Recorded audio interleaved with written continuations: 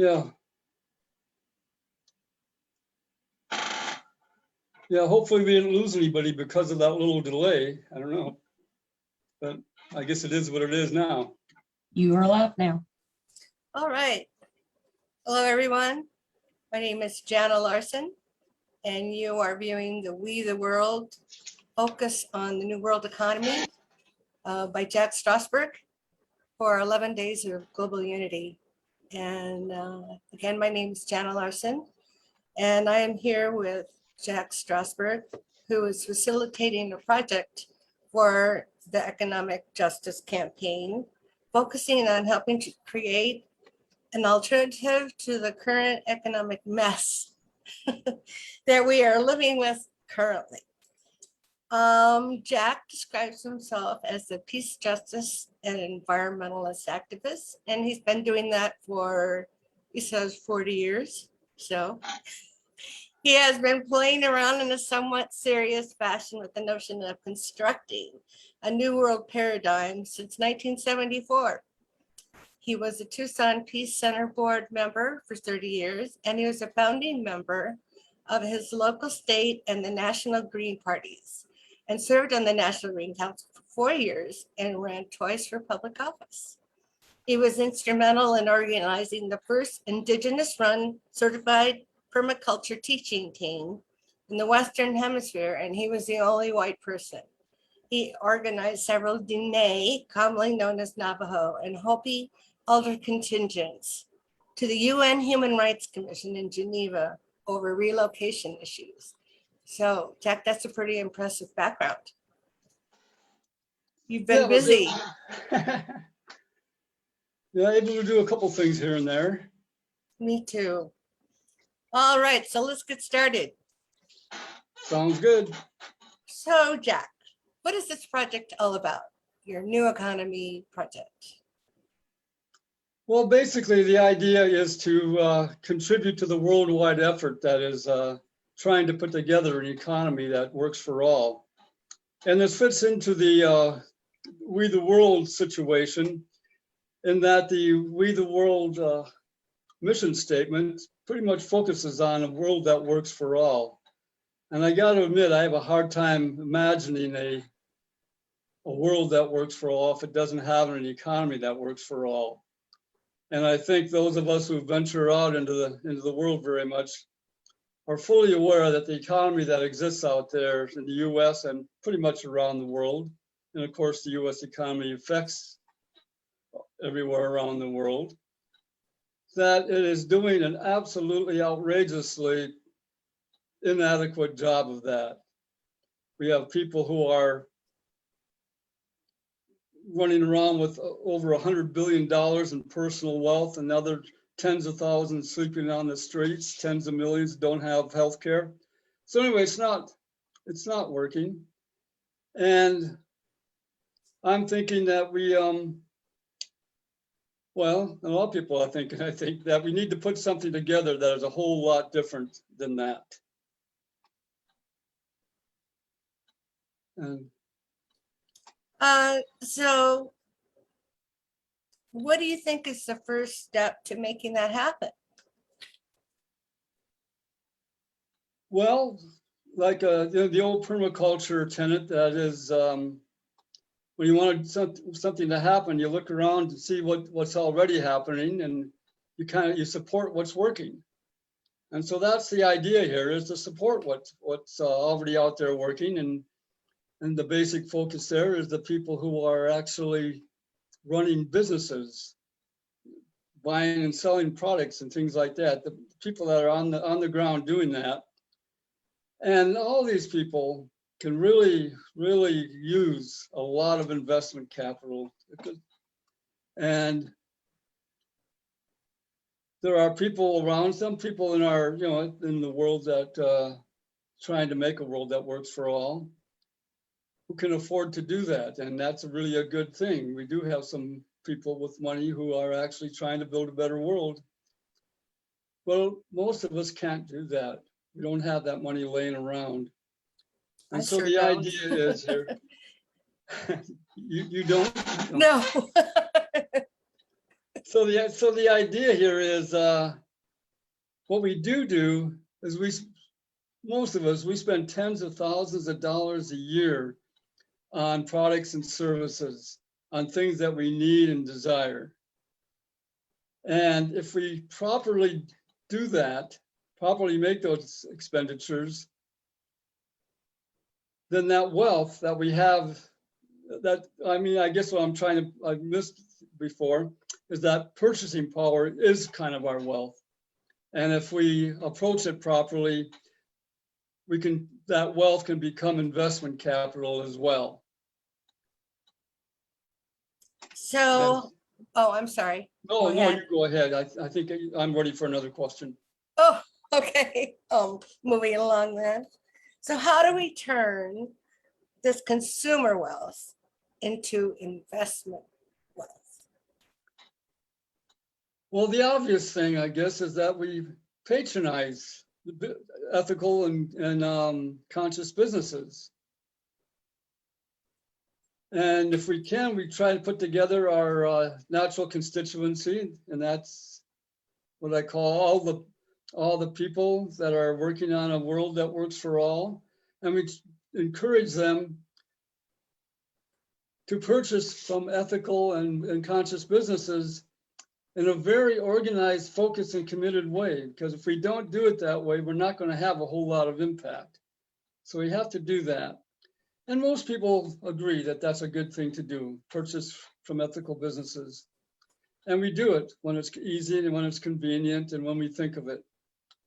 But the problem is that it's not always easy. A lot of times it's hard to figure out who are the businesses that are ethical, hard to tell who's who in the zoo.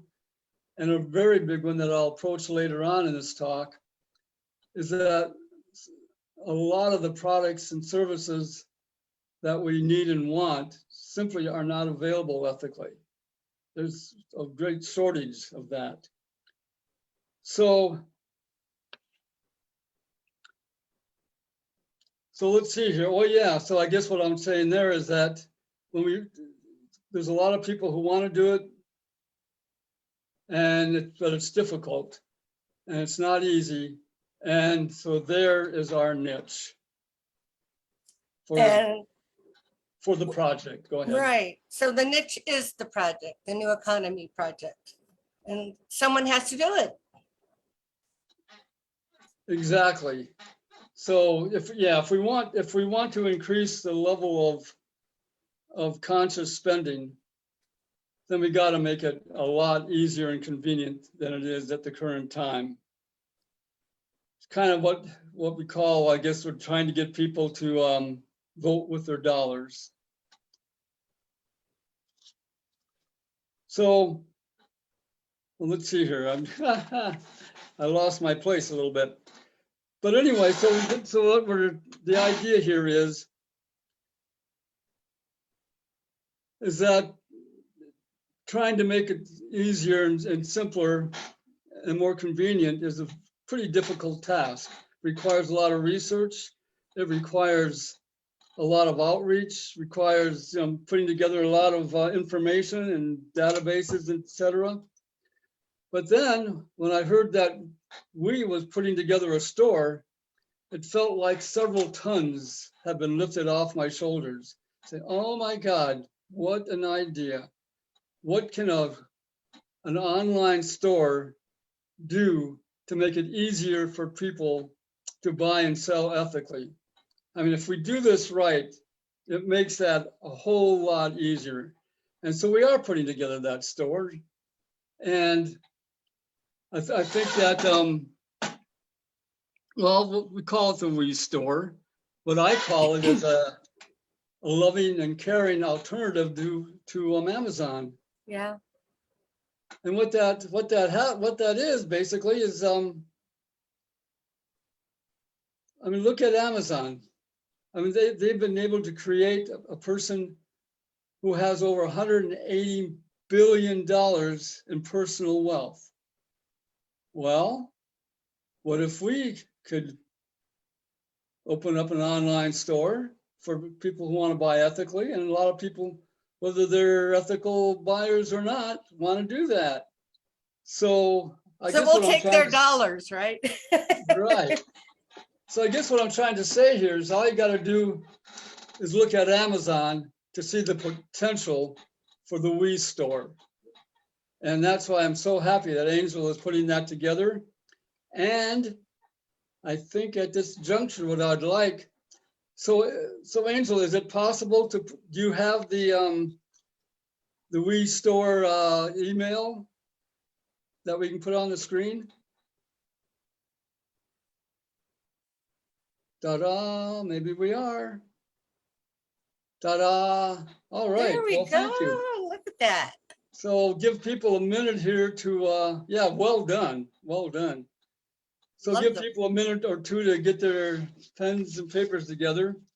The other thing for those people who maybe don't have paper or pen handy is that an easy way to remember a way to get to the We store is the We the World website address.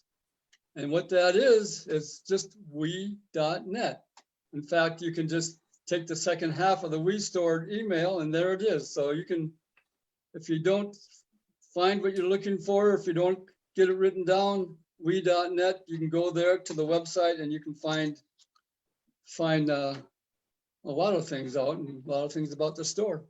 So there you go. You're making things easy and convenient. There you go, is right. So I So, guess we can go on now. Yeah, go ahead. yeah.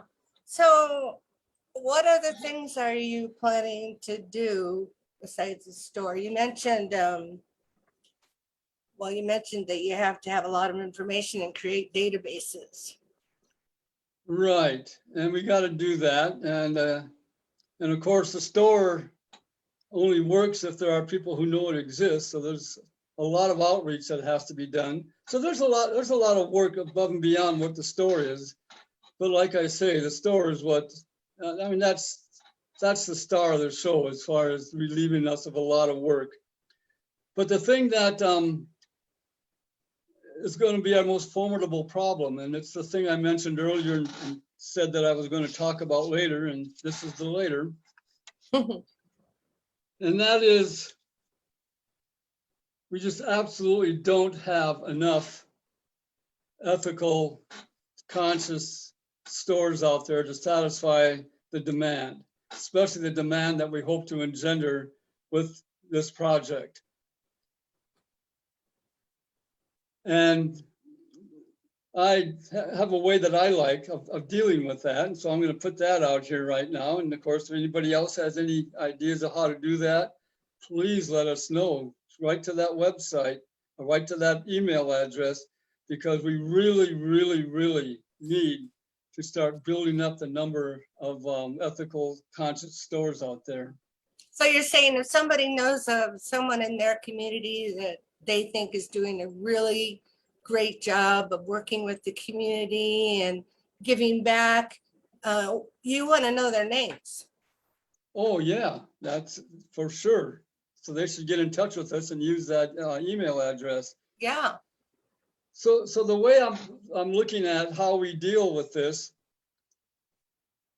is that we send out surveys. I mean, large surveys to a large number of people.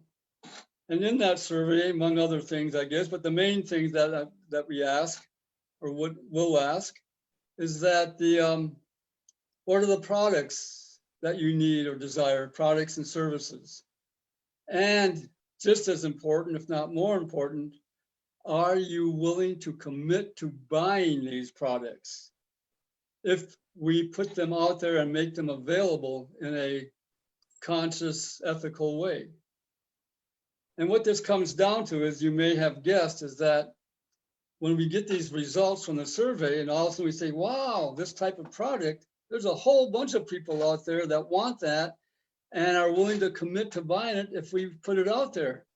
So we put that information out to our networks and say, hey, folks, you put this business together, you're going to have business on day one. Mm-hmm. And that's the idea. We have to make it easier to start ethical businesses. And to do that, we have to take away the risk. And this is kind of a short little story that identifies that or makes it clear what that is you have a group of people, a group of activists sitting in a coffee shop working on an issue of some kind. And one of the people sitting there gets his bill, gets his ticket, and he looks at it and says, "Oh my God, you know, folks, we spent a lot of money at this place. And you know what? They're nice people, but I don't think much of that money is going to be focused on creating a world that works for all." And then Molly pops up and she says, "Well, you know, I've been wanting to start a coffee shop for a long time, but I haven't done it because it's risky. Most small businesses don't work." And everybody said, "No, Molly, wait, hold it. You can still open that store. You open that coffee shop, and we're gonna patronize it. We're gonna be there. We're gonna be there regularly." And then somebody else says, "Yeah, and I even have a little investment money. It can help you get it going." So that's the idea. If you have it happening, then it's you know, you're gonna take away the risk. If you take away the risk, you're gonna have a lot more people starting businesses. Because I know a lot of people, and well, all of us I think do know a lot of people who would like to start a business, but it's just too risky, and they fail most of the time. But ours wouldn't fail. Now the thing that the next thing that I think we need to do is down the road when the time is right, is put together a trademark or a brand name, whatever you want to call it, because at some point we're going to build a reputation for being ethical, being conscious, for treating people well, just really being a business that's going to treat you like their family. And so, excuse me there. So how many times have you gone to or gotten in a situation where you need a mechanic or an electrician or a plumber or a lawyer? So, oh my God, and you kind of shudder with trepidation because you don't know whether or not, you don't know enough about what's going on to know whether or not they're taking advantage of you. But now, once we get our trademark out and our reputation gets out there, you say, well, you know what I can do? I can look around and see if there's anybody that wears that trademark around here, because then I don't have to worry about it, because I go there and I know I'm going to get good service and good friendly service and be treated like family. So we're nearing the end here. I think I don't know, maybe. Well, we have time for a little bit of conversation. I was just going to say, having a trusted name, trademark, some sort of identifying graphic or whatever, being able to say that this is bona fide. You know, you can know that you're gonna from get-go, you're gonna have a good product and a good experience, good customer relation between the, you know, us and them. And I mean, how can you go wrong with that? And you know, I don't think it takes all that long to establish a good relationship and a you know, a bona fide reputation, but it sure can end quickly with when something bad happens. And you know, you just got to take care of those situations. But I was wondering,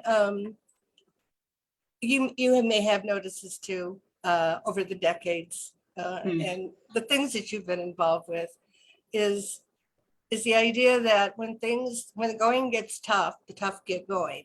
And in this kind of economy, I think that there are a lot of people who have entrepreneurial spirits, and when the times are bad, they come up with new ideas and new ways of doing things that work. And sometimes you almost have to have something bad happen to see how you can make it be good. And I mean, the positive Pollyanna-ish part of me, I'll get it out there, likes to think that, something good can come out, and that when everything seems to be going wrong and you're not getting anywhere, you can think of it as an opportunity. So, it's been a long wait for you to get to this point where you can even really think of putting it together. And now you have this vehicle of We the World. And I mean, you've been talking about this idea for a long time, and you were, kind of like, should I, shouldn't I don't know, I can't tell, and just the typical comments. It's just like, well, they've tried to do this before, but they haven't tried to do it before the way you want to do it, right? And with the backing of We the World. Yeah, I mean, and that's why I came with We the World, because I was kind of trying to build what I call my new paradigm thing. And one of the more common responses I got is that, Jack, this is a great idea, but I'm doing something else, or it's not gonna make it, or something like that. So you're right, it's been a long time, and that's one of the reasons I came here to We, because I needed a larger platform to put this out on. And so my thinking is that I come to We, and I get something from We, I get some help from We, and I give something back. So it's kind of a two-way street. But before I totally close this, I do have a closing remark. And that's basically what people have to understand is the single most important thing to make this project work, or a world that works for all work, is how organized, coordinated, and collaborative the movement trying to create a world that works for all can get. Because if we get really, really organized, there's a lot of things that we can do, and a lot of things we can do. But if we don't, I just don't see a very rosy picture out there. So I just really want to kind of pass that along, that let's do this, and let's do it in a very organized way, and a very nice way as well. Looks like I better find some more volunteers. Oh, yes. And you're good at that. Well, it will be fun. That's what I can say. Because, the people who contact us to volunteer, they like our message. They like what we're trying to do, and they're impressed. And so that's what makes what I do so much fun. And of course, I love seeing what's out there that needs to be done.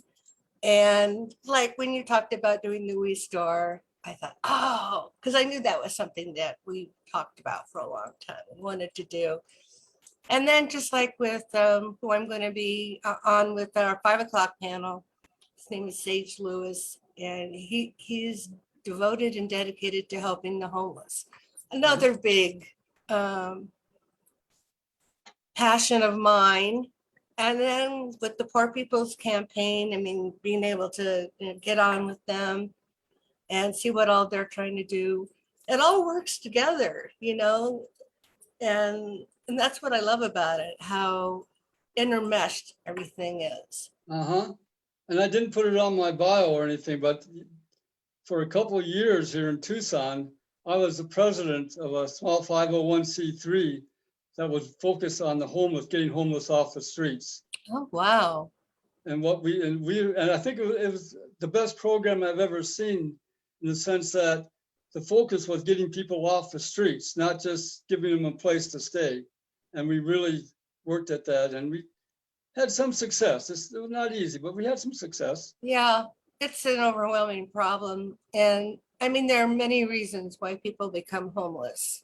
And it's not all because these are people who are lazy and don't care. That, I mean, I'm sure that in every group of people, any, gathering, you're going to have people who don't pull their weight. That's just human nature, maybe, I don't know, but there are lots of reasons why people become homeless, and it's certainly during this pandemic and evictions and losing jobs and not being able, especially women, not being able to find childcare, and they sink further and further. So it's a big problem. But we have Jack to lead us into the new All right.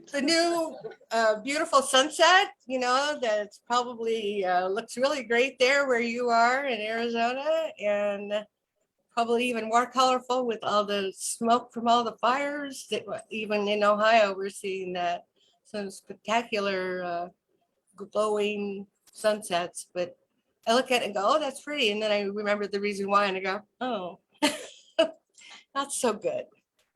Well, anyway, Jack, it has been a busy time, and there goes the screen, and there I see you over there. And yes, for more details on how to find out more about the Economic Justice Alternative Economy Project, there's the website. To contact Jack, go to Jack Strasburg, Strasburg at we.net, and you can find out more information about We the World in general and the We campaign at we.net. We've made it easy, simple, uncomplicated, and convenient. Thank you for this. Thank you, Jack. Did you have anything else you wanted to say? Nope, I think I'm done. And except to say thank you to Angel for remembering. I kind of forgot to let her know that it's time to put the thing on. But we got up there. Angel's on top of things as always. Our angel. Right. So have fun at your next presentation. I will at mine. And it's a busy day doing the work for economic justice, but someone's got to do it, and we're happy to do it. All right. Well, so long then. So long. Have See you fun. later. Yes.